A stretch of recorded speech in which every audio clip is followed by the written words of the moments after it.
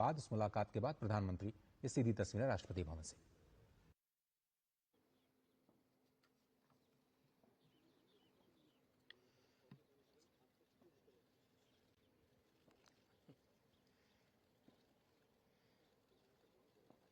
नमस्ते साथियों, चुनाव में जैसे हम लोगों को भी दौड़ धूप रहती है, मीडिया के साथियों को भी बहुत परिश्रम करना पड़ता है, रात दिन दौड़ना पड़ता है, अलग अलग लोकेशन को कवर करना पड़ता है। तो आप लोगों ने भी बहुत कष्ट उठाया है। मैं आशा करता हूं कि मीडिया जगत के सभी साथियों का स्वास्थ्य अच्छा रहा होगा और पिछले एक आध सप्ताह का जो विराम मिला है उसके कारण भी अब आप फ्रेश होकर के फिर से मैदान में आए होंगे। तो 18वीं लोकसभा, और वैसे भी हमारे यहाँ व्यक्ति के जीवन में 18वीं इसका बड़ा महत्व होता है। एक नए कालखंड में प्रवेश करता है, टीनेज समाप्त करके। ये 18वीं लोकसभा एक प्रकार से नई ऊर्जा, युवा ऊर्जा और कुछ कर गुजरने के इरादे वाली ये लोकसभा है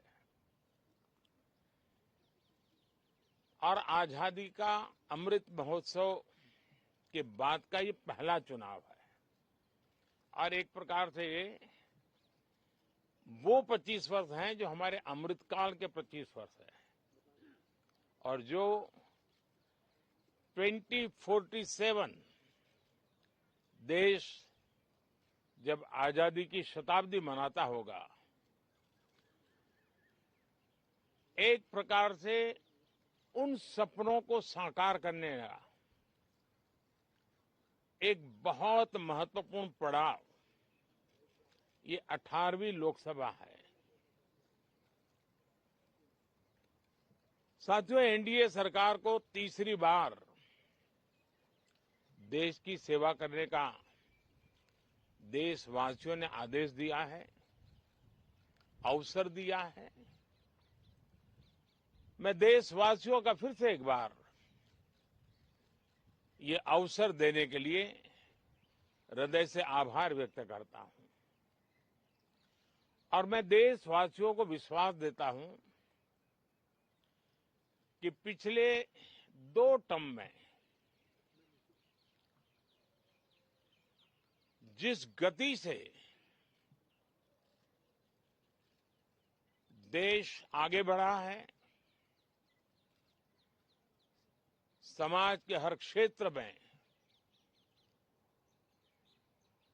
परिवर्तन साफ साफ नजर आ रहा है।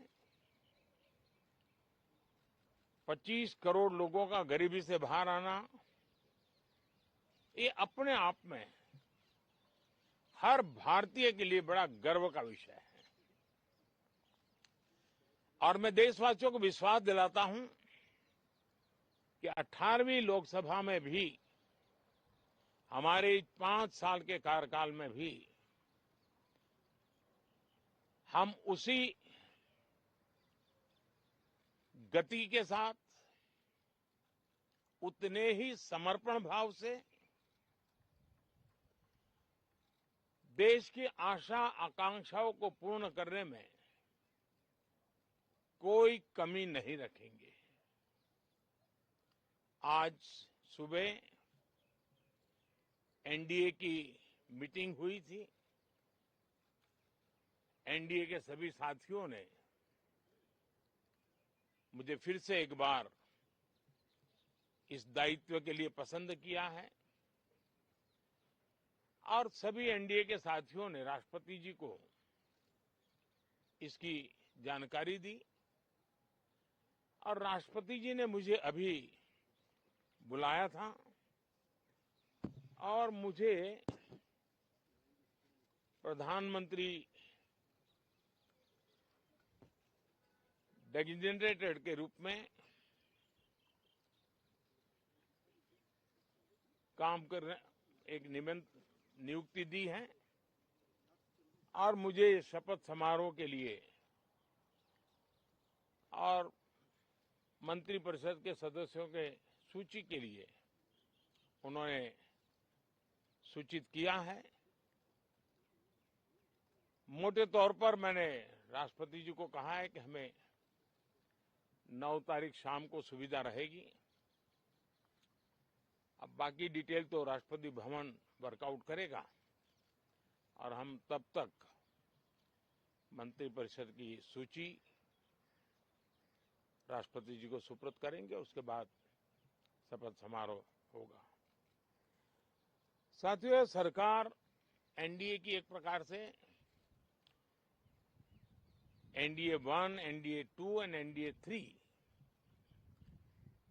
ये एक निरंतरता है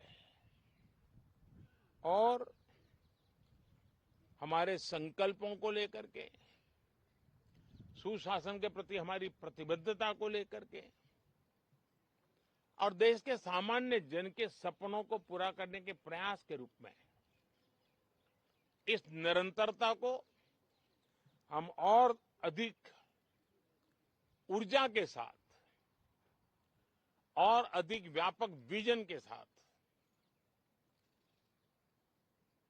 आगे बढ़ाएंगे और समय सीमा में लक्ष्यों को प्राप्त करने का हमारा प्रयास रहेगा। 2014 में मैं बहुत नया था। मुझे अब एक लंबे समय तक इस कार्य का अनुभव मिला है, हमारी टीम को अनुभव मिला है और इसलिए हमारे लिए अब तुरंत ही काम को आगे बढ़ाना बहुत ही सरल रहने वाला है और इस अनुभव का लाभ भी देश की सेवा करने में मिलने वाला है। इन 10 साल के कार्यकाल के दरमियान भारत की वैश्विक जो छवि बनी है, दुनिया के लिए एक विश्व बंधु के रूप में भारत उभरा है, इसका मैक्सिमम एडवांटेज अब शुरू हो रहा है और मुझे पक्का विश्वास है ये 5 वर्ष वैश्विक परिवेश में भी भारत के लिए बहुत उपयोगी होने वाले हैं। दुनिया अनेक संकटों से गुजर रही है, अनेक तनावों से गुजर रही है, अनेक आपदाओं से गुजर रही है। ऐसी विकट परिस्थिति दुनिया ने बहुत लंबे अरसे के बाद देखी है। हर देश इन सारी समस्याओं के बीच अपने आप को बचाए रखना, बढ़ाते रहना, चुनौतियों का डगर डगर पे सामना कर रहा है। हम भारत वाले लोग, हम भारतवासी खुद नसीब हैं कि इतने बड़े संकटों के बावजूद भी हम आज विश्व की सबसे तेज गति से बढ़ने वाली इकोनॉमी के रूप में जाने गए हैं। ग्रोथ के विषय में भी दुनिया में हमारी वाहवाही हो रही है।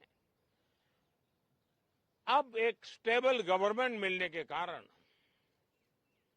और परिचित व्यवस्था और नेतृत्व मिलने के कारण दुनिया का भारत के प्रति रुझान, भारत के प्रति उनका आना बहुत तेज गति से होने वाला है और मुझे विश्वास है कि देश के सभी राज्यों को इसका लाभ मिलेगा। देश की युवा पीढ़ी को सबसे ज्यादा लाभ मिलेगा। विकास के नए ऊंचाइयों को छूने में एक वैश्विक भागीदारी का वातावरण आने वाले 5 साल में बनने वाला है। तो इसी संकल्पों और आदर्शों के साथ हम आगे बढ़ेंगे। मैं राष्ट्रपति जी का हृदय से आभार व्यक्त करता हूं कि एक बहुत बड़े महत्वपूर्ण दायित्व के लिए उन्होंने मुझे निमंत्रित किया है। आप सबका भी दोस्तों बहुत बहुत धन्यवाद। Thank you.